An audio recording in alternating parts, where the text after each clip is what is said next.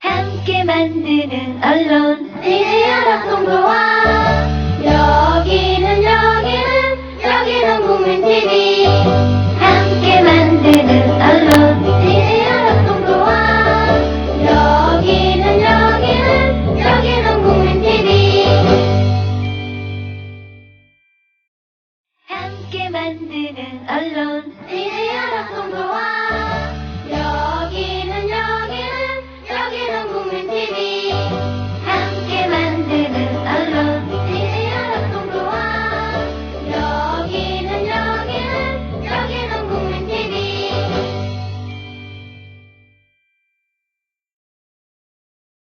함께 만드는 언론 미디어 덕동도와 여기는 국민TV 함께 만드는 언론 미디어 덕동도와 여기는 국민TV 함께 만드는 언론 미디어 덕동도와 여기는 국민TV 함께 만드는 언론 미디어 덕동도와 여기는 국민TV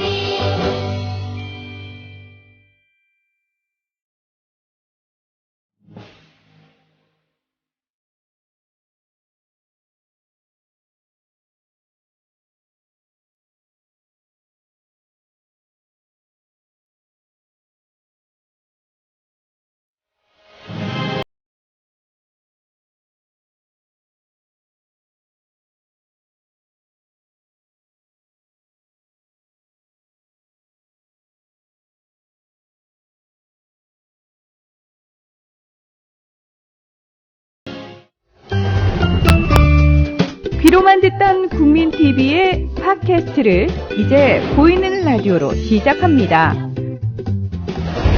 국민TV 광고를 모집합니다. 조합원과 비조합원 여러분, 자신이 속해 있는 기업과 사업체, 그리고 알리고 싶은 모든 것들 다 좋습니다. 광고를 원하시는 분은 신청해주세요. 홈페이지 kukmin.tv, 국민.tv 또는 지역번호 02-3144-0933번으로 연락주세요. 여러분의 많은 참여 바랍니다.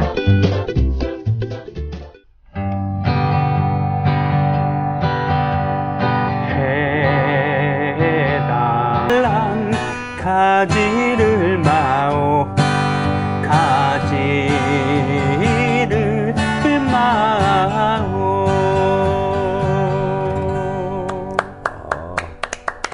이 노래 아시죠? 네. 예. 잘 알죠. 우리 초등학교 때 많이 불렀어요. 예, 이게 선마을 선생님인데. 이미자님의. 그렇죠. 이 노래, 특히 이 외색 강한 노래를 왜 부르는가? 인사부터 해야 되겠군요.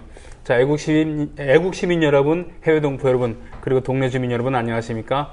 저는 여러분의 조합원 소리지기 노래꾼 손병휘입니다. 그리고 라디오 100년 전쟁을 진행하고 있기도 하죠. 오늘도 변함없이, 교육홍보실장님, 민족문제연구소에 박한혁 선생 오셨습니다. 예, 일설에는 민족 트러블 연구소라고도 합니다. 일설에서는 민족의 문제 연구소라. 민족 트러블 연구. 프로블럼인데 트러블로 생각하는 사람이 참 많아요. 트러블. 예, 우리가 시비를 걸지 않는데도 불구하고. 그러게 말이에요. 시비는 다른 쪽에서 가는데. 네네. 그리고 장준하 기념사업회 상임 운영위원장 이준영 선생 오셨습니다. 안녕하십니까. 예. 반갑습니다. 이 선마을 선생님은 바로 이미자 선생께서 1960년대에 불렀던 노래고, 그리고 75년도에 박정희 정부에서 외색이라고 금지를 당했던. 이것도 코미디죠. 이게 예. 원래 영화 OST에 해당하잖아요. 그렇죠. 신성일 주연의 선마을 선생님. 네. 근데 이 시기에 1960년대 초에 이미자 노래 두 개가 크게 히트시잖아요. 이거랑 동백아가씨. 동백아가씨. 근데 이 동백아가씨 같은 노래들은 정치인들이 그렇게 좋아했어요. 네. 그래서 심지어는 그다음에 공화당을 창당했잖아요. 네네. 그때 농담 삼아서 술자리에서 우리 공화당 창당가로 합시다 이렇게 나온 거예요. 동백아가씨를. 근데 이게 외식가요 논쟁 붙은 거예요. 예. 근데 박정희 어쨌든 간에 만주국 장교로 복무했잖아요. 네. 친일파고. 그러니까 어머뜨고 해서 동백아가씨를 금주국으로 시켜놓고 자기는 듣고 싶은 게 일설의 그 이제 풍문에 따르자면 그래서 그 가수를 청와대에 불러서 자기는 들었다는 얘기도 있고. 네, 그렇습니다. 근데 선마을 선생님 왜 금주국인지 아세요? 왜요? 외색하고 또 하나가 있어요. 아, 그렇습니까? 왜 선생이 에너지를 하러 갔냐, 섬마을에. 아. 풍기문란해요.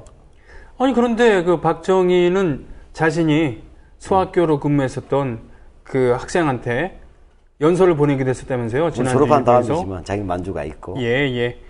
뭐, 동백 아가씨를 청와대에 불러서 가수로부터 직접 듣기도 했었다고 하는 예, 그렇습니다만. 그런 풍문이긴 하지만 예, 그런 이야기가 있어요. 지금 선말 선생님을 왜 불렀냐고 하면요.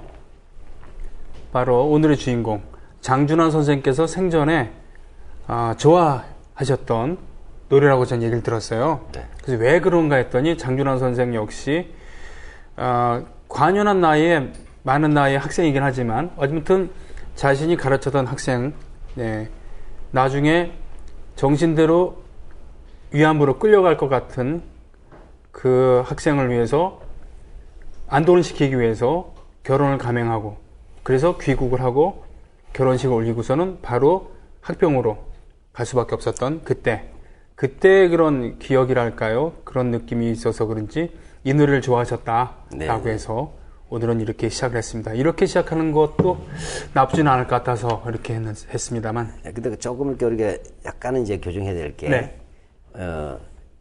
김희숙 여사하고 김희숙 여사? 네. 결혼하게 되었을 때 바로 네. 이제 여성 근로 정신대령이 나와요. 네네. 즉 여성을 군수산업이라든지 이런 데 네네. 동원한다고 된 거예요. 네. 그러니까 엄밀히 이야기하니까 사실 법령 자체는 근로 정신대령이에요. 네. 그러니까 여성에 대한 강제 노동 동원이에요. 근데 실제 막상 이때 일본군 위안부라서 공시를 끌고 갈 수 없잖아요. 그런 법을 가지고. 그러니까 상당수의 조선 여성들이 이제 끌려갔을 때 위안부로 끌려갔다는 얘기들이 이제 들리는 거잖아요. 네네. 그러니까 자연히 근로 정신대령이 나오고 정신대 동원령에 대상되는 여성들의 경우에는 그 공포가 있어요. 네. 이것이 곧 일본군 성노래 끌려가는 것과 동일시되는 분위기. 그러니까 근로정신대가 이만큼이면은 위안부가 그 부분집합을 이렇게 있었다라고 얘기할 수도 있는 겁니까? 실제 엄밀히 이야기하자면 위안부는 그 정신대 법률로 끌고 간 건 아니죠. 아, 네. 법이 없죠. 그렇군요. 예, 맞습니다. 근로 정신대로 알고 갔다가 위안부로 끌려간 분들이 많기 때문에 그렇군요. 그런 근데 용어의 제가 이 혼선이 말씀드리는 있는 왜냐하면 지금 최근에 여성 근로 정신대령에 의해서 끌려가신 할머니들이 계세요. 지금 그때 소녀였지만 네네. 이분들이 자꾸 이제 정신대라는 말을 쓰다 보니까 이 여성 근로 정신대 끌려간 이분들이 일본군 위안부로 오인받는 경우가 많아가지고. 그렇군요. 그래서 그건 아니고 근로 정신대로 끌려갔던 분들도 있고 위에는 더 강범한 여성들은 위안부인데 그것이 뭐냐면 일반인들에게는 정신대하면 꼭 위안부로 동일시되는 분위기가 있었다 그 시대. 자, 이렇게 해서 하기 시습지면 불력 여로와 즉 공자님 말씀하셨습니다. 배우고 때때로 익히면 또한 열받지 아니한가 이렇게 또 시작을 했습니다. 예. 그 열자였군요. 아니요 말고요. 네. 아니, 뭐 그렇죠. 뭐. 그런 의미에서 몇 주 됐습니다만 네. 사학을 전공하는 어떤 학생이 네네. 박한영 선생님께 좀 질문하는 게 있었습니다. 그걸 여태까지 경황이 없어서 예. 얘기를 미안하게 못했습니다만 됐어요. 예, 간단하게 좀 얘기를 예, 해주시죠. 긴 질문 짧은 대답이라 하는 것을 양해 부탁드리고요. 예. 이 조선동아일보 네. 이제 관련하는 질문이 세 가지였어요. 예. 하나는 뭐냐면 이제 방국모라든지 이런 사람들이 조선 대아시아 협회 상당력으로 있었다. 이걸 친일 행적으로 소개했는데 네. 사실 이때를 보면 친일파 아닌 사람들도 들어가 있었다. 예를 들어 뭐 여운형 선생도. 여운형 선생. 그래서 여기서 친일 이력을 넣을 수 없지 않느냐 이런 얘기예요. 물론 이제 이때 뭐 상단력은 사실 일방적으로 넣었을 수는 있어요. 네. 문제가. 네. 그런데 중요한 것은 차이가 있죠. 연에서 그 상단력에 이름이 들어갔지만 뭐냐면 건국동맹운동을 지하 조직을 해서 독립운동을 나가잖아요. 네. 근데 따라서 여운 선생에서 이 조선 대아시아 협회의 상담력이라서 친일과 의미가 없는 거예요. 이름은 있었지만 예. 실천의 방향이 다르다. 예, 그리고 실제 활동도 안 했고. 네. 근데 방모 경우는 다르다는 거예요. 이분 이미 그 전에 조선일보 사장 취임할 때 매우 일찍, 네. 33년부터 그죠? 이미 기관총 헌납을 하잖아요. 예. 이러한 이력서에서 자기의 그 계열을 이루는 행위다 이렇게 구분해 주시면 좋겠어요. 그러니까 이름이 올라와 있어서 그 친일이 아니라 실제로 활동 내용이 그렇다라는 그런 내용. 그러니까 긴 친일 이력 중에 하나인 것이고. 네. 그다음에 연현세 같은 경우 이름이 올라가 있지만 전혀 다른 독립운동을 했었고 네. 이 차이는 매우 크다는 것이죠. 따라서 그렇군요. 그걸 또 우리 실제 그렇지만 우리가 또 방문고 가는 사람 조선 대아시아 협회 상담료 이런 하나 가지고 친일파로 뭐 한 건 전혀 아니다는 거죠. 그렇죠. 네, 네. 그 몇 페이지에 이르는 그렇습니다. 예, 그 이력만 해도 몇 페이지에 이르는 그 친일 행위들이 더 본질적이다 이렇게 보면 되겠고. 네. 그다음에 또 하나가 뭐냐면 조선 동아일보가 강제로 폐간되었다고 교과서에 나오고 저도 그렇게 말을 했는데 네. 실제 매일신보 보면 자발적 폐간으로 나온다. 네, 그렇습니다. 형식이 자발적이죠. 형식이 자발적이다. 뭐 근데 이 폐간이라는 것이 진짜 다릅니다. 이미 그건 아니 신문사가 조선 동아일보가 갑자기 같이 짜는 듯이 자발적 폐간할 수는 없잖아요. 네. 이미 전시 체제기에 그 종이 낭비예요. 네. 또 하나는 뭐냐면 똑같은 앵무새가 필요 없다. 하는 언론 통제 이 부분에서 조선 동아라는 부분도 이제 없어져야 된다 본 거죠. 사실 조선 총독부 기관지들이 있고 그랬는데. 매일신보가 있고 경성일보가 있단 말이죠. 네. 그러니까 그 상황에서 뭐냐면 폐간을 해야 된다고 했을 때 당연히 그에 대해서 반발이 있었을 거 아니에요. 네. 어찌란 말이냐 하니까 그래서 돈을 주는 거예요. 음흠. 그래서 비용을 지불하시고 폐간을 지키지만 형식은 자발적으로 폐간하는 식으로 간 거죠. 시국에 맞췄어. 돈을 준 부분 그리고 폐간 과정에 대해서는 방공묘 편에 네, 잘 나와 다르죠. 있습니다. 예. 그렇습니다. 그리고 이제 하나 더 얘기했으면 좋겠다는 게 1930년대 이건 이제 조선 동아일보의 니전 투구 저는 이제 방공모 행제법 잠깐만 얘기했죠. 예. 동아일보가 이제 뭐죠 그 일장기 말소 사건 이런 것들로 전관 당했을 때 오히려 방공모는 4세 확장, 신문부서 확장 나가서 빈축을 샀다는 얘기를 했지 않습니까? 예. 뭐 그것만 얘기했는데 좀 더 에피소드가 많지 않느냐 이런 얘기예요. 쉽게 해서 실제 지상 논쟁을 벌입니다. 조선일보하고 동아일보하고 서로 헐뜯어요. 예. 예, 이렇게 되니까 민족지라고 보기에는 이미 뭐죠 상업지로서 서로 경쟁하는 셈이 돼버린 시대가 왔다는 것이죠. 그래서 김성수에 대해서 험담도 하고 험담도 하고. 그래서 이것은 사실 그래서 이런 면에서 그런 이야기 들어올 때 30대 중후반 이후였던 조선 동아가 타락 민족 정론지의 모습을 사라져가는 하나의 에피소드죠. 네. 이것은 이제 참고로 1970년대인가요? 다시 또 한 번 논쟁부터 해요. 80년대 선우위. 80년대. 예. 바로 이 논쟁 붙을 때 뭐냐면, 그때 조선의 선우위가 예. 주필이 아니었어요. 네네. 하지 맙시다. 이렇게 하면 우리 옛날 추한 역사 다 두통 나는 거 아니에요? 네네. 쉽게 말하면 친일한 얘기 서로 해야 되는 거 아니냐, 이런 얘기예요. 그러니까 덮읍시다, 이렇게 합니다. 예, 제가 어렸을 때 읽었던 그 내용이 바로 이런 의미였다는 것은 예. 저도 최근 알게 됐습니다. 예. 다만 선우위는 선이 굵게 표현해지면 다 그 얘기예요. 예. 뭐 그런 정도라면. 창피하니까 더 이상 뭐 들추지 맙시다. 한번 이런. 기회가 있으면 뭐 이런 얘기는 좀 다뤄야 되겠습니다만 워낙 큰 사건들이 많다 보니까. 네. 예, 하여튼 늦어서 미안합니다. 예, 늦어서 죄송합니다. 저희가 워낙 예. 장준하 선생의 그 출생과 성장 배경 그리고 학병 탈출까지 그 얘기를 했습니다. 오늘은 네. 청년 시대 시절 얘기부터 시작을 해야 되겠군요. 소위 청년 장준하라 그러죠. 네. 예, 장준하 선생님의 삶을 크게 세 단락으로 할 때 지난주에 이야기했던 이제 학창 시절을 네. 잘 안 넣고 이제 활동이라고 하는 이제 대외적으로 이 사회에서 이제 이 사회와 민족과 국가를 위해서 본격적으로 활동을 시작하는 청년기. 네. 이제 일본 학병으로 징집됐다가 거기서 탈출해서 네. 광복 운동을 했던 요 청년기. 짧지만 예. 이 굉장히 강한 효과를 주는 예. 임팩트가 있는 요 청년 장준하, 그리고 그 후에 사상계를 발간하셨던 언론인 장준하, 네. 그 후에 이제 제야 지도자로 또 한때는 정치인으로 정말 민주주의와 통일을 위해서 싸우셨던 네네. 이제 민주투사 장준하, 요 네. 세 단락으로 볼 수가 있고요. 네. 근데 이제 오늘 할 수 있는 이야기는 청년 장준하 이야기를 먼저 해야 될 것 같습니다. 그렇군요. 입대 시절부터, 입대 전부터 탈출은 준비를 했던 것이고요. 네. 근데 장준하 선생님은 마음의 준비만 했습니다. 네. 탈출을 위해서 구체적인 준비를 안 하셨어요. 때가 되면 나는 철조망을 넘어서 탈출을 하고 중경 임시정부로 가서 난 광복군이 되겠다. 하긴 자기가 어떻게 배치될지도 모르고 어떤 상황이 있을지도 모를 테니까. 다 그러셨으면 괜찮은데요. 네. 평생 이제 지난주에 학창 시절에서 만났던 주요 인물들을 이야기를 했는데 네. 이제 청년 장준하 시절에는 김준엽 선생을 빼놓을 수가 없거든요. 그렇죠. 지난 일부의 마지막에 네. 뭐 봉기가 독립군가를 예, 불렀습니다만. 네. 그 탈출을 해서 만나게 된 김준엽 선생의 탈출 과정과 준비를 보면은 참 맛비기가 됩니다. 김준엽 그래요? 선생은 나침반도 준비했고요. 어. 그리고 게이오 대학 시절에 일본어 회화 수업을 신청을 했는데 안 들으셨답니다. 잘 안 들어갔죠. 근데 이제 탈출을 하려니까 중국어 회화가 예. 이제 준비를 안 했던 건 내가 그 수업을 왜 안 들었던가라고 이제 후회를 하면서 중국어 회화책도 챙기시고 오호. 그리고 잡혔을 때 자결을 하려고 조그만 단도도 챙겨가십니다. 입대를 할 때. 와. 그만큼 치밀한 이 탈출 김윤호 준비를 해요. 선생님의 외관을 보면 네. 굉장히 털털하신데 굉장히 털털하고 그다음에 아주 곱상한 그래 맞아요. 분이에요. 근데 네. 무슨 분이에요? 근데 장준하 선생은 탈출할 때 갖고 나가셨던 건 성경책 한 권입니다. 대조적이죠. 굉장히 네. 근데 그 결과가 김준엽 선생 같은 경우는 우연찮은 기회에 예. 그 장교 방에 들어가서 중국군 배치 위치를 봐요. 그래서 이게 마킹이 돼 있지 않습니까? 그래서 이제 정확한 방향을 보고 철조망을 넘고 단 하루 만에 그러니까 12시간, 13시간 만에 중국군을 갑니다.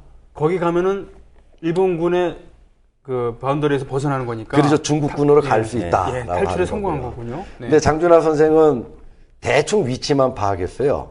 동북방.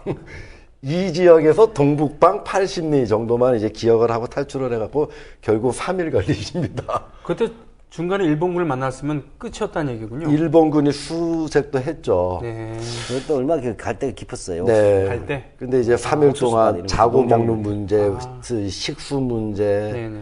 들키지 않아야 되고, 그 장렬하는 대학 7월 7일 날 아, 네. 7월 7일. 이제 탈출했기 때문에 그 더위, 갈증, 뭐 엄청난 고통을 겪습니다. 세상에. 그게 이제 치밀한 준비와 안 한 게 그 차이인데, 어떻든 두 분의 탈출 경로는 그 모양새는 달랐지만, 그렇게 해서 탈출을 해서, 중국군으로 들어갔죠. 왜냐하면 중국군으로 들어가야만 해야지? 살기 때문에. 그렇죠.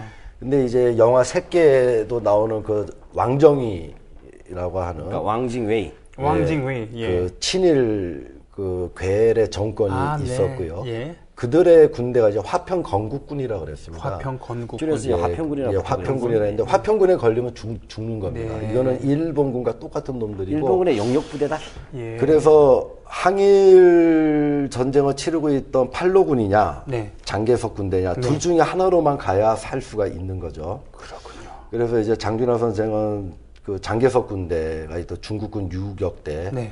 23종대라고 합니다. 23종대. 중국 중앙군 23종대. 네. 이제 종대장이 한치룡이라고 하는 분이고 그 부대로 이제 들어갔고요. 마침 김준엽 선생은 3개월 전에 먼저 탈출해서 그 부대에 가 있었고, 그래서 거기서 이제 운명적인 만남을 하고 3일 동안 쫓기다가 예. 막 총알이 날라오는 상황에서 겨우 중국군으로 이제 중국군의 안내를 받아가지고 이제 탈출에 성공을 했죠. 아니 근데 그 지난주에도 디테일에 그 뛰어나시긴 했지만 네. 오늘은 더더욱 그 여유가 있고 구체적인 통계, 날짜, 뭐 시간까지 기억하시는데 그 뭐 무슨 뭐 비결이 있는 겁니까? 장준하 선생님 입대 과정, 탈출 과정, 그리고 중경 임시정부까지 예, 예. 육천리 예, 예. 장정 과정, 뭐 서안에서의 특수훈련을 예, 예. 받는 과정, 이 과정은 제가 굉장히 마음에 와닿습니다. 네. 1918년생이라 그러셨으니까 1910년에 그 강제 합병이 됐기 때문에 네. 이미 식민지 주권도 없고 식민지 교육을 받고 예. 자란, 그러니까 일제가 생각할 때는 식민지 교육을 받고 자란 청년이 그러니까 본인은 그 조국 없는 세대라. 그렇죠. 예. 조국 없는 새 식민지에서 태어나서 식민지 교육을 받은 청년이 1944년이라 그러면 식민지가 벌써 35년째로 들어가는 전쟁에서의 일본은 몰리고 있었지만 국내에서 판단할 때는 이제 식민지가 영구화될 수 예, 있는 예. 그런 암울한 민족사의 한 시점에서 탈출을 하는, 그리고 이제 임시정부를 찾아가는 육천리 네네, 길이 그거를. 너무나 감동스러워서 같은 나이대의 대학생들과 함께 이 길을 가보자. 그래서 제가 1999년도부터 네. 매해 겨울방학, 여름방학 때 그 길을 갔었죠. 아, 그렇군요. 그러다 보니까 장준하 선생 전체 일대기 중에 그 부분이 저는 가장 잘 알고 있는 과정입니다. 그래서 그것을 직접 뭐 하셨다 그럽니다. 그러고 낸 기록이 어디 나와 있는 게 있나요? 그 돌벽이라는 책 있잖아요. 그 길을 쫓아갈 수 있었던 것은 장준하 선생님이 입대 순간부터 탈출하고 독립운동하고 김구 선생님 모시고 귀국해서 그 과정을 남기신 이제 돌베개라고 하는 가만있어 봐. 잠 만져봐도 되겠습니까? 네, 육필 항일 수기이죠. 어차피 일종의 이 돌베개는 저번 주에 말씀드렸듯이 그 탈출 암호였죠. 네네네. 성경에 나오는 야곱이 돌베개를 베고 눕다. 라는 그 성경 구절에서 딴 겁니다. 아, 맞다. 이런 책이 있었다는 얘기는 들었는데. 돌베개 책을 장준하 선생님이 처음 쓰셔서 출판한 거는 1971년도 네. 4월 31일이고요. 네네. 본인이 직접 그 사상사라고 하는 출판사를 등록을 해가지고 이제 책을 발간을 하셨습니다. 그 서문을 쓰신 날짜가 의미심장한데요. 네. 1971년 4월 19일입니다. 와, 4월 19일. 예, 나이가 50이 됐는데도 잠자리가 편치 않다라고 하는 그런 말로 끝을 맺는 돌베개 이 책의 서문인데 4월 19일 날 쓰셔서 4월 31일 날 이 책이 처음으로 나왔고요. 그 후에 뭐 몇 개 출판사를 거치면서 책이 나오기도 했는데 제가 볼 때 장준하 선생님은 이 책을 딱 만드신 후에 71년도에 이 책을 만드신 후에 75년 8월 17일 날 돌아가실 때까지 이 책의 오탈자를 잡는다든지 내용을 네. 교정한다든지 한 번도 안 하셨을 것이라고 확신을 합니다. 왜요? 그거는 장준하 선생님 말년에 바로 반독재 감옥 투쟁의 아, 과정과 그렇군요. 연행과 투옥과 그 과정을 보면은 그리고 좀 겨를이 없죠. 72년도에 유신헌법이 선포가 네. 되고 그 유신헌법을 없애기 위해서 목숨을 걸고 싸우셨는데 그 과정에서 본인의 그 청년기 항일 수기가 책이 잘 팔리는지 그 책에 오탈자는 없는지 그런 거 신경 쓸 잘못 겨를이 썼는지 없겠군요. 전혀 네. 없었다고 생각을 합니다. 그래서 그게 40여 년 동안 책을 제대로 좀 교정도 보고 그리고 그 당시에는 인터넷도 없었으니까 여기 등장인물도 엄청 많습니다. 네. 많고 지명, 인명, 고유 명사 또 부대명들 뭐. 예, 부대명, 그 역사적 기록, 성명서 이런 게 정말 많이 나오는데 그것을 하나하나 검증하기가 힘들었잖아요. 네네. 그래서 제가 대학생들을 데리고 이 길을 답사를 할 때 이 책이 텍스트입니다. 교본인데 그 전에 있던 판형에서 잘못이 많았어요. 아, 예. 오탈자는 물론이고 심지어 71년도에 장 선생님이 처음 만들었던 책과 맞비교 해봐도 뭉텅이로 빠뜨려진 문장, 문단 그렇군요. 그리고 뭐 말씀드리기 참 부끄럽습니다만 소련을 뒤엎다 할 때 네. 뒤엎고라고 이게 요 직전 판형에 돼 있는데 장 선생님 책에 보면 소련을 뒤에 엎고입니다. 아, 네. 네, 그런 식의 이제 곡해와 오류가 너무 많았기 때문에 그리고 옛날에는 이제 타이핑이 아니라 한자 식자를 하지 않습니까? 네. 그러니까 식자할 때 이제 굉장히 힘든 한자들 네. 이제 잘못 들어간 것들이 굉장히 많습니다. 알겠습니다. 이 얘기를 계속하면 책 선전하러 나온지 알 테니까. 아니, 그런 거를 다 잡아서 네네. 이번에 새로 냈죠. 예, 더 얘기하면 정말 책 선전하러 나온지 알 테니까 실제로 책 선전하러 나왔습니다. 네.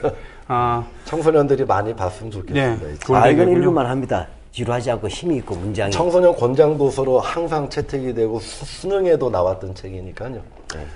자, 그래서 그 청년 장준하가 결국은 그 김준영 선생은 주도 면밀한 준비 끝에 12시간에 걸쳐서 중국군 진영으로 넘어갔고 네. 장준하 선생은 3일이 걸려. 더위와 갈증, 기아에 배고픔. 호덕이다가 예, 그러나 야곱의 길을 간 거죠.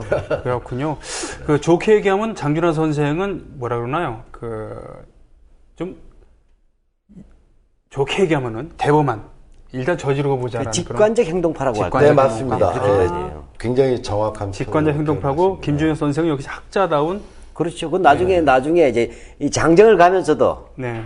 이 학자의 면모하고 이 행동파의 면모가 좀 약간 차이가 네, 집니다. 맞습니다. 그렇군요. 자, 말씀을 계속 해주시죠. 이 지난주에는 학창 시절에 만났던 인물과 사건들이 주였다면 이번에는 육천리 장정이라고 하는 약 7달에 걸친 이 짧은 기간 네. 그리고 광복군이 된 후에 너무나 잘 아시는 국내 진공작전 낙하산에 타고 식민지 조국에 낙하산에 타고 뛰어내리는 OSS 특수훈련을 받던 네. 3개월. 네. 그래서 도합 10개월 동안에 장 선생이 보여줬던 모습과 그 당시에 형성됐던 자아를 좀 분석을 해보면은 네. 첫 번째는 문화적인 그분의 그 역량. 네. 그 탈출을 해가지고 일본군에 쫓기면서 네. 그 험한 길을 육천리를 걸어가시면서 잡지를 만드십니다. 자, 지금 그래픽으로 아마 나오길 사상계의 원하는데 전사죠, 쉽게 예, 말하면. 이게 네. 얼마만큼 육천리라고 하는데 대단히 네. 얼마나 그 험한 길인가. 네. 근데 이 길을 가면서 잡지를 만드시는데 잡지의 제호가 등불입니다. 등불. 그 김준혁 선생님이 저한테 직접 말씀하신 거는 이 어두운 암흑의 식민지 조국에 등불을 밝히는 청년들이 되자라는 제가 볼 때는 굉장히 감격스럽고 존경스러운데 김준혁 선생님은 참 우리 그때 건방졌던 것 같아라고 겸손하게 말씀하셨습니다. 근데 그래서 등불이라고 하는 네. 잡지도 만드시고 이 잡지가 4호까지 나오죠. 호호. 그리고 OS에서 특수훈련을 받으러 가셔도 또 잡지를 만드십니다. 네. 이게 낙하산을 타고 일본이 점령해 있는 한반도 식민지 땅에 뛰어내리는데 얼마나 위험한 작전입니까? 그 사실은 전부 다 유서를 썼죠. 그러니까 이제 주문하고 하는 등불이라는 거니까. 책을 쓰지 대신 다른 이름이 네. 나와야 된다 네. 얘기야. 그래서 그때는 등불이 아니라 네. 조국 해방 전쟁의 조국 해방의 재단에 내 목숨을 몸을 내놓겠다. 던진다 해서 네. 잡지 제목을 재단으로 바꿉니다. 등불은 재단은 재단이 연결되죠. 3호까지 만드시거든요. 자, OSS라고 하면 미군 예, 첩보부대인가요? 미국 전략 근데 지금 첩보대죠. 이야기가 네. 예. 너무 이렇게 이제 문화적 역량을 네. 먼저 이야기합니다. 아, 그런 예, 거예요. 예, 예. 예. 중요한 얘기가 많이 빠지길래 왜 그러나 했더니 그 문화적인 이게 역량. 여기 10개월 동안 탈출과 훈련이라고 하는 10개월 동안 장 선생이 보여줬던 문화적 역량에 그 고난의 시기에 그 같이 훈련받거나 같이 육천리를 걸어가는 청년들의 특장점과 지혜를 모아서 네. 잡지를 만드시는 거예요. 와. 근데 이게 그냥 잡지가 아니라 그렇게 함으로써 각인들의 마음속에 있는 뜨거운 이제 독립에 대한 의지, 싸우고자 하는 정열, 네. 그리고 하나로 묶어내는 그런 이제 그 징표로 네. 잡지를 만드신 거거든요. 그렇군요. 그래서 저는 이 10개월간의 그 고난의 여정 속에서 장 선생이 보여주셨던 그 엄청난 문화적 역량과 집념, 저는 굉장히 뛰어나시다고 생각을 하고요. 또 하나는 이제 똑같이 육천리를 걸어가면서도 뭐 나이가 딴 분들보다 한두 살 위였기는 했지만 그 동료들의 먹고 자고 네. 쉬고 하는 문제를 가장 먼저 앞장서서 챙기십니다. 그래서 육천리 장정 중에 잠시 임천이라고 하는 중국군 군관학교에서 2달 동안 훈련을 받는데 예. 먹을 게 없어요. 네. 정말 맑은 죽밖에 안 네. 나오는데 거기서 이제 본인이 취사를 전담을 합니다. 그래서 똑같은 돈이지만 좀 더 정성껏 음식을 네. 사고 근데 그거로도 안 되니까 훈련 받으러 왔다 갔다 하니까 영내 밖에 고구마 밭이 있는 네, 거예요. 네. 그 고구마를 훔칩니다, 밤에. 네, 서리라고 하죠. 서리. 네. 그러기에는 양이 많았습니다. 왜냐 네. 전대원이 다 예, 먹어야 되기 예. 때문에. 그 밤마다 이제 포복을 해서 이제 배운 군사 지식을 예. 그렇게 쓰는 거죠.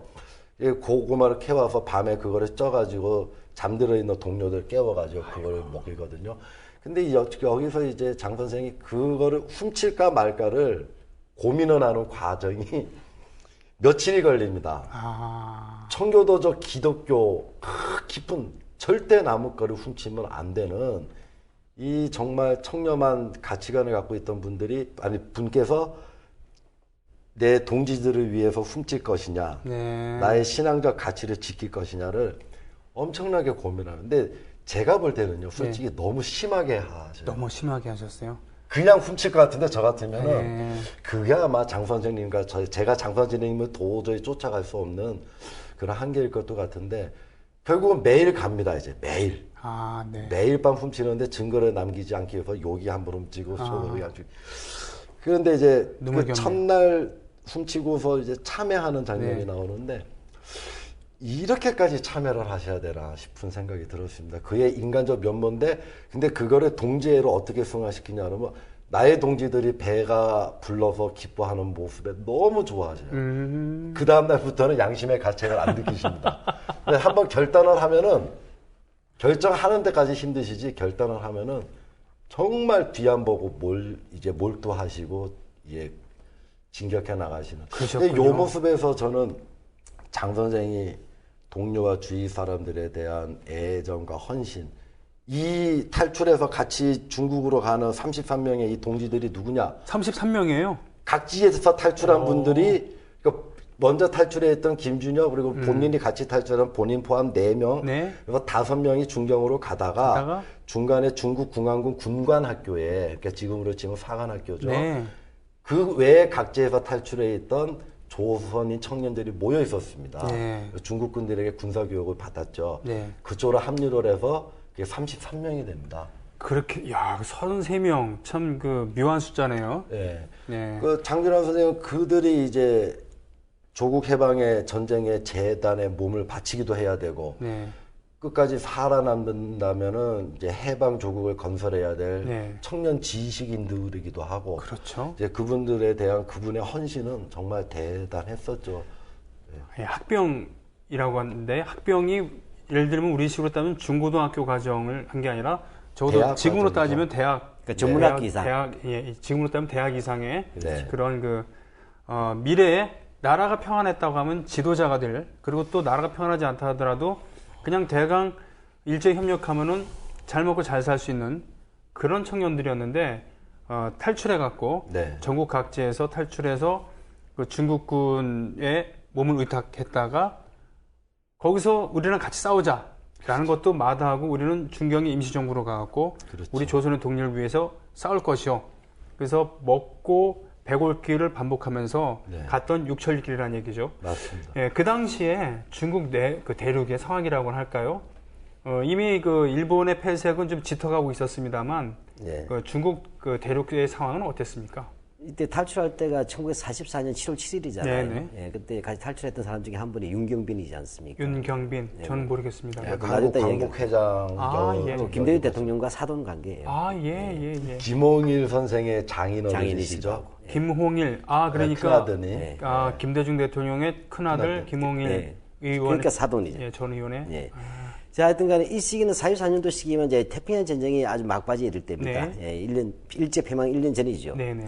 근데 이 중국 전선도 너무 방대하잖아요. 네. 그래서 어떤 시기냐면 만주국이죠. 지금 만주. 네네. 예, 만주에 있던 관동군을 두 군데로 뺍니다. 하나 남양군도. 남양군들은 남태평양에 예, 그 태평양 전쟁 네, 쪽에. 태평양. 또 한쪽으로는 뭐냐면 이 화북 지역에서 중국 전체를 투입해야 돼요. 화북. 또 한편으로는 또 어떤 분이냐면 지금 독소 불가침 조약은 있지만 소련에도 남친이 대비를 해야 됩니다. 네. 어찌든 소련 남친이 대비한 국경 부분은 일정하게 지키고 있지만 상당수가 남양군도로 빠지고 이제 그 다음에 열하 쪽으로 화북 쪽으로 옵니다. 화북 쪽. 예, 그러니까 왜냐하면 산해관만 건너면 이제 내려죠. 이렇게 하면 이게 쭉 내려오면서 뭐냐면 그 남경, 네. 아니 상하이 상하이. 쭉 내려오고 남경을 가자. 이게 대륙 탁통 작전이에요. 예. 이 대륙 탁통 작전이 중간에 있는 부분이 바로 서주예요, 사실은. 아. 쉬조. 시조. 그래서 탈출해서 내려가는 겁니다. 예, 이렇게 되는 것이고. 상대적으로 그러면 중원은 어느 정도 비어 있는 느낌도 있었겠군요. 일본 군들이 많이 지금 남쪽으로 가기도 하고 북쪽으로 가기도 하고 그랬었으니까. 그렇진 않아요. 그렇진 않습니까? 이 서주는 요충지예요. 네. 정말 바로 요충지였어요. 여기서부터 평안철도라든지 네. 쉽게 하면 베이핑이라고 했죠. 그때 북경을. 네. 그러니까 이 서주는 교통의 요충지예요. 근데 네. 그 옆에 그 중원 대평양하고 곡창지대예요. 아. 그러니까 여기서 중원 대회전이 일어납니다. 일본군하고. 일본군이랑 그 중국군이랑 예, 그때 이종인이라는 사람이 이제 국민당 이종인 이종인. 일본군을 패배시키기도 했던 아, 그런 곳이에요. 그랬군요. 그러니까 이 지역이 전장지대죠. 쉽게 말하면. 바로 이 서주 지역에서 예. 장준환 선생이 탈출을 예. 해서 그리고 요 이제 철도 선을 따라서 일본군이 주둔했지만 이 면은 유격대가 있는 것이에요.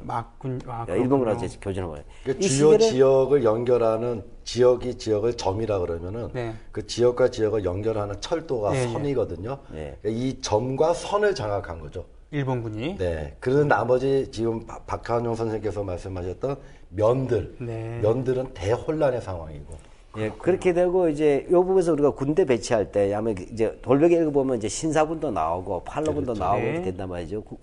국민당 중앙군도 나오고 이게 되니까 이 시기에는 뭐냐면 국공 합작이 있었잖아요. 국민당하고 중국 공산당하고. 그렇죠. 네. 그러니까 이 군대 편제가 어쨌든 그 단일한 외형은 편제돼야 되니까 과거에 중국 공산당 군대, 네. 홍군이죠. 홍군. 홍군. 이 홍군을 제8로군으로 재편해서 부르는 거예요. 아. 제8로군으로.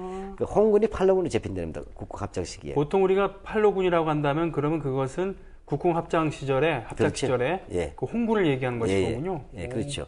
홍군이 이제 그뭐 이쪽은 주로 뭐냐 화북 지역이에요. 근데 이제 이 중국 화북이라면 중국의 그 북쪽을 황하강에서부터 만리장성까지. 황하강에서부터 만리장성 그 예. 안에 안쪽 관내. 네네네. 화북이죠. 그다음에 네. 그다음에 양자강에서 뭐냐면 이 황하강 사이가 화중이잖아요. 화중, 화북 이렇게 되는 거군요. 그 밑에는 이제 화남이 되니까. 화남. 예, 요 사이에는 뭐냐? 요 사이에서는 중국 공산이 또 만든 게 있어요. 네. 조직된 홍군이 있을 거아요 그 지역에서. 예, 이쪽은 예. 신사군으로. 때문에 이제 김조 선생이 이제 만나게 된 신사군도 있고. 김준혁 선생이. 예, 그다음에 또 국민당은 이제 전체 분포가 되어 있어요. 그러나 이렇게 되어 있고. 그다음에 만주에서는 동북 항일 연군이 있었는데 1940년대에 되면 이제 그 소련으로 이동해 버렸어요. 자, 동북 항일 연구는 바로 조선인과 중국군이 같이 합작해서 그 만주의 유격대죠. 유격대인데 네. 이것이 40년대가 되면서 그 소련 영토로 이동하죠. 만주국이 생기니까. 예, 만주국이 생기니까 활동하기 싸우다가 힘드니까. 그 독소 불가침, 일소 불가침 조약이 있으니까 네. 소련으로 넘어가는 겁니다. 그렇군요. 그러니까 이런 상황들이었던 상황에서 지금 뭐냐면 한편을 이렇게 되면서 국공 합작과 그다음에 선을 장악한 일본군과 네. 그다음에 뭐냐면 그 중간에 면들로서 치고 들어오는 각종 유격 부대와 중국 그 국민당 정규군들. 네. 그다음에 뭐냐면 일본군의 대륙 타통작전. 그때 네. 중심부에 있었던 조선인 학병들의 탈출. 그다음에 이들이 가는 이 길은 뭐냐면 정확하면 전쟁지대예요. 왜냐 중경이라고 하는 데가 있지만 중경은 워낙 어떻게 됩니까? 우리가 만 장강 끝에 있잖아요. 네. 있지만 이 가는 길 자체를 강 따라간 게 아니잖아요. 육로에서 내려가잖아요. 그럼 이게 뜻은 뭐냐? 일본군이 이 양장을 따라서 침략해 들어온 거예요. 네. 그래서 중경은 이제 상륙을 못하고 비행기 공습하던 시기예요. 아, 비행기로만 공격을 했죠. 중경은. 그러던 시대에 그걸 뚫고 지나가는 거예요. 예. 예, 그렇게 되고 한편은 임시정부는 뭐죠? 41년도가 되면 12월 달에 되면 선전포고하고 네. 그다음에 뭐죠? 광복군을 조직하고 그러니까 임시정부를 보통 샹하이 임시정부라고 했는데 그때는 이미 중경, 그렇죠. 지금 충칭이고 삼국지로 따지면 총나라 아주 내륙에 있는 그 험한 그런 거기 공기도 별로 안 좋고 그래서 그 김구 선생의 아들도 거기서 잃지 않았습니까? 네. 예. 그런 곳에 이제 한마디로 이렇게 그 사세가 불리하니까 거기까지 이제 도망을 간 건데 예, 거기를 찾아서 네. 청년들이 갔다라는 것은 좋게 얘기하면 용기가 뛰어난 거고 어떻게 보면 참 무모하다고 할 수 있는데 그 부분에 대해서 그 분석을 좀 해볼 필요가 있는데요. 네. 그 아까 말씀드렸듯이 33명의 학병입니다. 네, 네. 33명 중에 한 분, 네. 이제 보성 전문을 나온 한 분을 제외하고 나머지 32분이 다 일본 유학파예요. 근데 여기서 이제 어떤 포인트가 있냐면 국내에서는 언론 통제가 됐기 때문에 임시정부나 광복군의 존재에 대해서 알기가 굉장히 힘듭니다. 그것도 풍문으로 들었어죠. 네. 근데 유학을 가니까 이런 표현이 적절할지 모르겠습니다만은 그 인터넷이 되는군요. 그 서방 신문에서 예. 그 뭐 알카에다를 이렇게 욕하듯이 네. 아주 그냥 악질 그거로 임시정부와 김구가 가끔 나왔다는. 네네. 그래서 이제 잘 몰랐던 청년들이 일본 유학을 갔다가 정부가 있다. 그 위치는 중경이다. 그 가정부라고 그리고 그랬어요. 거기에 광복군이라고 하는 군대가 있구나. 네. 그래서 이분들은 참 과정에 뭐 특히 장준환 선생님이 나는 중경으로 갈 것이다. 가서 광복군이 될 것이다. 이건 내 꿈이다. 네. 이거를 뭐 어떠한 이유에서든지 제어를 하거나 설득을 하면서 가지 말고 여기서 함께하자라고 하는 사람들을 굉장히 안 좋아합니다. 아, 그래서 우리가 아까 가야 할 곳은 임시정부다. 네. 예. 그래서 아까 말씀드렸던 그 각지에서 탈출한 조선 청년들이 중국군 군관학교에 모여 있었다고 했던 네. 그 임천이라고 있습니다. 중국에. 인천. 임천은 광복군 제3지대가 활동했던 데예요. 아, 그렇습니까? 아주 유명한 전투 지역이었고 네. 거기 삼지대장분이 너무나 유명한 분입니다. 존경받는 독립운동가고 형님 성함 좀 그 말씀. 김학규 장군, 김학규 김학규 장군. 장군님이라고 장군. 나중에 기구하게 되죠. 기구한 운명의 소유자입니다만 어떻든 이분이 여기 남자라고 설득을 해요. 이 33명을. 아, 왜요? 광복군님은 임시정부 산하에 있는. 아, 이렇게 되는 거죠. 그러니까 강북군이 지금 만들어졌잖아요. 네. 그러면 1지대, 2지대, 3지대가 있어요. 네, 네. 근데 이 3지대는 이제 일종 파견부대예요. 원지. 그렇죠. 그러니까 전선에 나가 있던. 아, 네. 네. 그 다음에 또 하나는 이제 광복이 만들어져서 중국 국민당, 네. 군사 우리 교육시설이 없잖아요. 네네.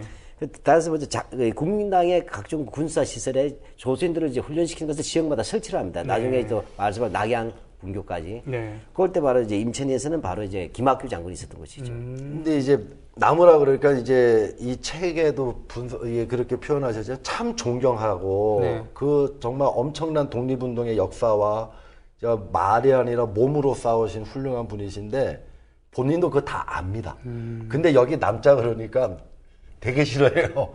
나는 중경으로 가야 되겠다. 그리고 내 임시정부를 보고 광복군을 보고 내가 거기에 꼭 나는 거기를 가야 되겠다. 근데 그거를 요즘 말로 누가 필이 뭐라 꽂혀 그러면 있는 거예요. 네. 근데 이제 그 김준엽 선생님께서 저한테 말씀하시기는 임시정부는 뭐 어떻게 평가를 하든지 간에 탈출을 다 목숨 걸고 탈출한 분들이잖아요. 네. 심장에 박혀 있었답니다. 그거를 누가 끄집어내려 그러면은 누구라도 적으로 보이는 그러니까 이런 그런 얘기예요. 뭐냐면 제가 아는 분도 뭐냐면 예. 돌아가시지만 이제 우리 조문기 선생님 같은 조문기 경우. 선생. 예, 우리 민족문제연구소의 이사장 하셨나요? 하셨죠. 돌아가셨지만 네, 분민관 어거 주요관 했어요. 분민관 이분도 의고, 예. 어릴 때 몰래 태극기 문양을 봤다는 거예요. 근데 사실은 그게 태극 문양이죠. 예. 그가 태극기였어요. 가슴이 동그리더니 이게 우리가 옛날에 있었던 우리나라 국기구나. 네. 마찬가지로 이분들 조국 없는 세대예요. 근데 뭐죠? 조국이 있다고 나온 거야 지금 정부가. 그 땅은 빼앗겼지만 정부가 있다. 그지 가정부였지언정. 네. 뭐죠? 아버지가 죽은 줄 알았는데 아버지가 살아있으면 반드시 아버지 봐야 되겠죠. 그렇죠. 그런 느낌이었다 보면 돼요. 그렇군요. 네. 그렇게 해서 산도 건물 건너 바다 건너서 임시정부로 찾아갔습니다. 네. 그 장면부터 다시 시작을 하시죠. 어떻게 들어가셨는지. 이제 인천에서 광복군 그 간부 한 분이 안내를 합니다. 그때부터는 그 전까지 중국군들이 이제 바톤 터치를 합니다. 네. 여기서부터 여기까지는 요 중국군들이 안내를 하고 네. 그 다음에 또 딴 중국군이 안내를 해갖고 정말 그 과정은 정말 영화로 만들어도 어마어마한데 그렇죠. 근데 인천에서는 이분들의 신분이 바뀌어요. 일본군 탈출병이 아니라 네. 중국군 장교로 바뀝니다. 다. 그러면은 중국군 군관학교 훈련을 받았잖아요. 왜냐면 그렇군요. 이렇게 신분이 위탁 바뀌어요. 교육을 받은 셈이 아, 네네네. 왜냐하면 여기는 아까 임천에서는 육군 중국 중앙 육군 군관학교, 네네. 그러니까 쉽게 말해 국민당 육군 사관학교죠. 거기 두 달 여기에서 계시면서? 임천 분교니까 네네. 중국군 사관학교 훈련을 받잖아요. 예. 다만 그렇지만 또 동시에 또 하나가 있죠. 이게 바로 우리가 한광반이라 부르잖아요. 이렇게 중국 중앙군관학교 인천분교 한국광복군 특별훈련반 한광반이라 그럽니다. 그렇게 해서 장교로 인관이 현지에서 인관이 된 중국군 장교가 됐죠. 그렇지만 이것은 위탁이지만 그거 뭐냐면 계급은 중국군 대우로 해줍니다. 예. 아주 중요한 거죠. 그래서 그때부터는요. 먹을 게 아, 고급이. 예. 그래서 이제 중경으로 가는 루트가 옛날에는 일본군만 피해 댕겼는데 요번에는 대규모 중국군이 주둔하고 있는 지역을 거쳐가는 겁니다. 정식으로 우린 장교 집단이니까. 거기 가서 그 다음 보급지까지의 뭐 식량과 그런 거 다 받고 또 공문서도 전부 갖고서 그래서 이제 대표적인 게 이제 중국 남양이라고 있는데요. 네. 남양 전구 사령부를 거쳐가고 제갈공명의 고향. 네. 그 다음에 아까 말씀하셨던 이종인 장군이 있던 중국 중앙군 제5정구 사령부가 있던 노하구라고 노하구. 이제 그런 이제 큰 포스트들을 거쳐가는 게 이제 신분이 보장이 됐기 때문에 중국군 안내도 없고 직접 갑니다 이제. 그렇군요. 근데 장준환 선생은 더 힘들어졌죠. 왜요? 5명일 때는 먹고 자는 게 쉬웠지만 숫자가 확 불어났기 때문에 항상 선발대로 가서 숙소를 찾고 먹을 거를 준비를 해서 밥을 하고. 뭐 차가 있는 것도 아닌데. 아니 근데 꼭 네. 청년들만 있었던 것도 아니잖아요. 그때 이동할 때. 민간인들도 20명, 그 이야기를 좀 해주세요. 23명이 같이 갑니다. 아, 그래요? 인천에 33명 그런 플러스 한광만이 알파가 있는 있다고 하니까 종류가 많아요. 만주에 있다가 일본군을 피해서 탈출한 한국인들 또는 광복군의 그 비밀 첩자로 전선에서 이제 하다가 발각된 이제 광복군 출신 여자 군인들 뭐 등등등 하고 민간인이 23명이 있었던 거예요. 네. 도합 53명입니다. 여기에는 아이들도 있습니다. 이게 이제 섞여서 가는 거죠. 학병은 33명. 청년만 가도 힘든데. 그러게 말이에요. 이제 이제 53명을 먹여 살리고 재워야 되는 거예요. 그렇군요. 그걸 장준하 선생이 모든 책임을 지는 겁니다. 리더로 이렇게 하신 거군요. 네. 특히 먹는 부분, 잠자는 것. 오늘 어디까지 얘기할 수 있을지 모르겠는데요. 네. 어, 이 장정은 너무나 감동이 많아가지고, 네. 예. 그러면 그 감동 중에 네. 일부분이라도 좀 나눠 주실 수 있나요? 조금 앞으로 가가지고 탈출한 직후입니다. 직후에? 탈출한 직후에 중국군 유격대에 들어간 그날, 네. 오늘 이제 중국군 유격대에 들어가서 들어갔다? 처음으로 중국군이 주는 밥을 배불리 먹고 네. 김준혁 선생 만나서 진짜 안전지역으로 온 거구나. 김준혁이라는 사람을 처음 봤을 때. 그죠. 예. 김준혁 선생 벌써 그쪽에서 활동을 하고 네, 있던 네, 상태였고 이거 뭐냐 탈출에 성공한 겁니다. 그렇죠. 그것도 중국군 중앙군이고 너무나 환대를 잘해주고 예. 먼저 탈출해 있던 김준혁도 만나고 근데 그렇게 막 반가운데 김준혁 선생이 갑자기 중국군과 이야기를 나누더니 나 지금 급히 어딜 가야 된다. 어딜 가냐. 일본군 장군이 우리 중국군 사령관 보고 협상을 하자고 해고 이제 만나자 그런다. 근데 네가 왜 가냐? 통역하러 가야 된다. 네네. 이분들은 일본어도 잘하고 그렇죠. 김준혁 선생은 먼저 탈출해서 중국어를 굉장히 잘하셨어요. 그러니까 이제 통역으로 가야 되는 거예요. 중국군 사령관의 통역으로. 대단한 고급 인력이네요. 네. 그래서 이제 말을 타고 갑니다. 네, 말 타고. 네. 네, 그래서 이제 장준하 선생은 저렇게 멋진 청년을 내가 여기서 만나고 근데 이제 멀리 가고 일본군을 만나러 간다니까 좀 떨리고 네. 안전하게 복귀하를 근데 복귀를 했어요. 복귀를 했는데 김준호 선생이 얼굴이 안 좋습니다. 장 선생이 왜 그러느냐?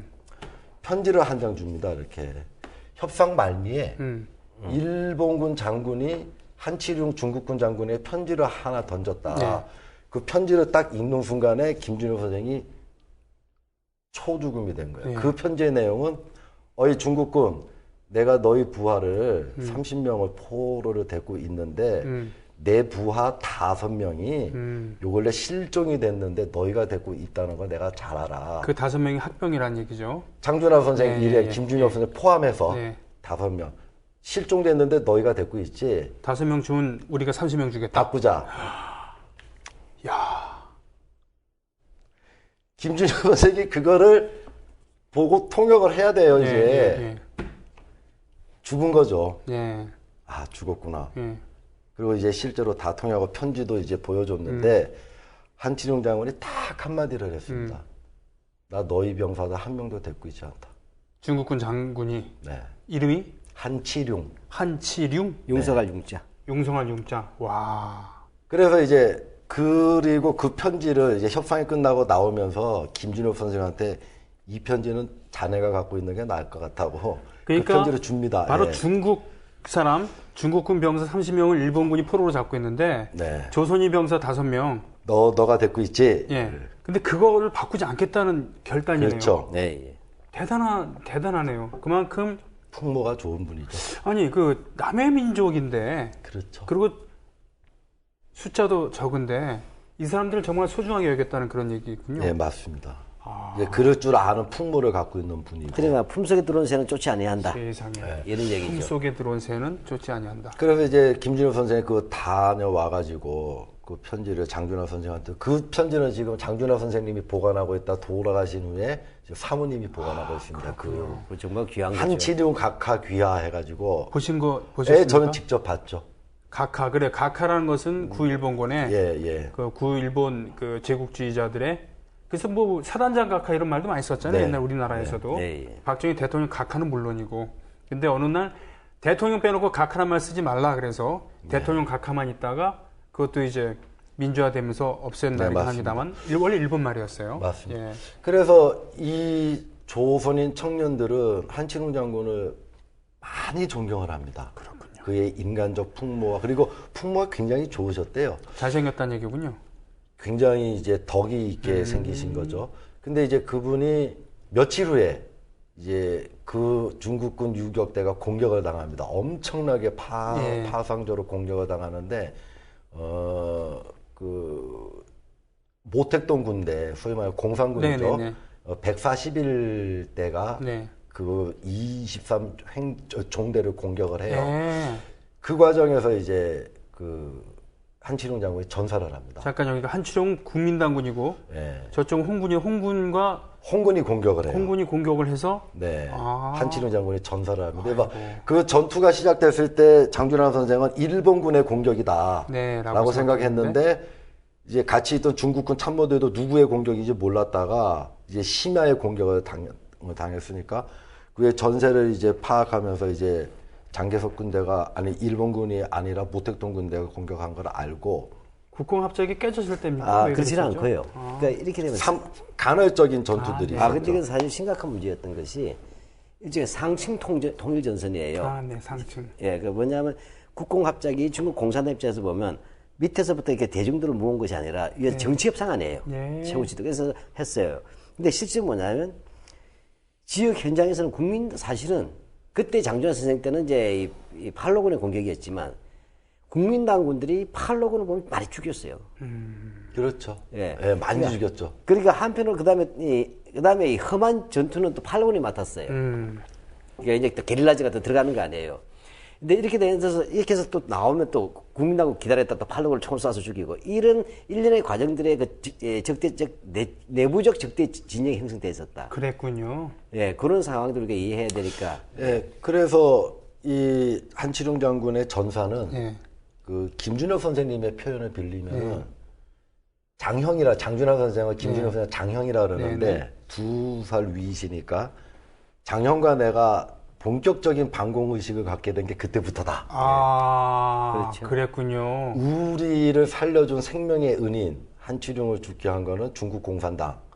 그래서 그때부터 이제 반공 의식을 갖게 됐다라고 김준혁 선생은 말씀하시고. 그랬군요. 근데 장준하 선생님의 글을 빌리면 조금 의미심장한 내용이 있는데 그건 중국인들끼리 싸웠기 때문에 중국인들 간의 동족 산장입니다. 그렇죠. 그래서 그 중국인들 간의 동족 상잔을 보고 엄청나게 한심해 하셨다가 그때 한심해 했던 나를 생각하니 지금 이 조국의 현실을 볼 때 한없이 부끄럽다. 라는 말씀을 하셨어요. 중국군끼리 소전투 하나를 보고 아니 적군이 일본군이 코앞에 있는데 네. 멀리 있지 않습니다. 바로 코앞에 있는데 저들 앞에서 서로 치고 싸우고 일본군들은 개입하지 왜냐하면 개입하면 양쪽이 한 번에 덤비니까 그렇군요. 이제 비웃음 치면서 보고 있고 그런 꼴을 이제 장준하 선생님이 보고 이게 뭐하는 짓거리냐라고 비판했는데 결국 우리가 또 그걸 거라 했죠. 더 크게. 그때 내 비웃음보다 지금 더 부끄럽다라는 알겠습니다. 말씀을 남기셨죠. 지금- 또 하나 마지막으로 하나만 그래요? 예, 마지막으로 장준하 선생가 입대할 때 그 나이 어린 신부에게 예, 절대로 죽지 않겠다 그랬습니다. 예, 예. 신부가 겁을 먹으니까. 예. 근데 중경에 도착했다가 이범석 장군을 만나고 조국으로 낙하산을 타고 뛰어내리는 비밀 작전이 한미 간에 진행 중인데 가면 죽는다. 네. 죽을 각오 한 사람은 손을 들라 그러는데 제일 먼저 손을 듭니다. 그렇죠. 중국 땅에서 일본군과 싸우다 죽을 줄 생각했는데 낙하산을 타고 조국 땅에서 싸우다 죽겠구나. 부인과의 약속을 저버렸죠. 굉장히 본인의 의지가 강하고 그러신 분입니다. 그것도 자네는 여기서 할 일이 더 있으니까 가면 무조건 죽으니까 말렸단 말이죠. 그런데 네. 그것을 뿌리치지 않았습니까? 그렇습니다. 예. 삭발을 하시죠. 삭발 투쟁을 하면서 네. 난 가야 된다. 그 국내 진공작전이라는 게 사실은 말은 멋있었지만 비행기 한두 대로 그 시내, 그러니까 도시에 너댓 명씩 큰 도시에 너댓 명씩 4인 1조. 예, 4인 1조로 떨어져 갖고는 교란을 하다가 전원 전사하는 거잖아요. 그렇죠? 그런 거예요. 그 정확하게 얘기하자면 이 시기는 이런 얘기죠. 그때 국내에는 조선 건국동맹이 있었잖아요. 네. 이원호 선생이. 시간이 없습니다. 예, 근데 조선 독립동맹이 연안에 있었어요. 네. 그다음에 임시정부가 있었는데 이번에 어떻게든 참전해야 되잖아요. 네. 그저 참전하면 서로 동일하게 하나의 연합군 승인을 받아야 되는데 그게 안 되니까 임시정부라도 치고 들어가겠다. 명분을 살리기 위한 예. 우린 싸웠다. 예, 들어가는 거죠. 그렇죠. 예. 그러니까 그 실제적으로 많은 전과를 거두려고 하는 것이 아니라 우리는 끝까지 싸웠다는 것을 무력으로 싸웠다는 것을 증명하기 위한 것이었는데 결과적으로 성사되지 못하면서 해방은 벼락같이 찾아오고 그렇죠. 그리고 일본군이 항복했다는 소식을 듣고 함께 만드는 언론 TV연합동부와 여기는 국민TV 함께 만드는 언론 TV연합동부와 여기는 국민TV 함께 만드는 언론 TV연합동부와 여기는 국민TV 함께 만드는 언론 TV연합동부와 여기는 국민TV